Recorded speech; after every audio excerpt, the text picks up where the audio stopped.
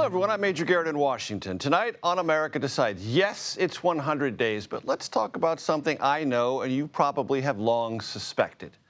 100 days is kind of a phony way to judge a presidency. Every president that I have covered, and that dates back to George Herbert Walker Bush, knew this. But in their own ways, they all more or less conformed and complied with what seemed to them an irreversible media imperative to measure the early days of a new administration at the 100-day mark. We should remind ourselves the first 100 days had nothing to do with any presidency until Franklin Delano Roosevelt, and it hasn't had any durable meaning since.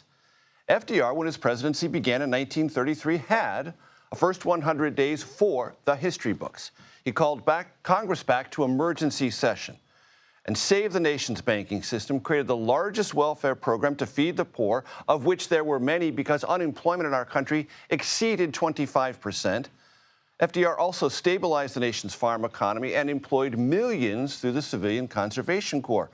Roosevelt signed 77 laws in his first 100 days. He also signed 99 executive orders. No president before or since accomplished more to change the trajectory of the U.S. economy or a president's relationship to Congress and the federal bureaucracy. We would do ourselves a favor and treat FDR's 100 days as a singular event, a one-off, which it was for a nation at the time wondering if it could avoid rampant bank failures, farm foreclosures, and gouging, grinding joblessness. But we keep at this 100-day thing, and so here we are. President Trump, for his part, has leaned into it aggressively, describing the first 100 days of his second term as an unparalleled success. History, as it did for FDR, who, by the way, coined the term 100 days, will be the ultimate judge.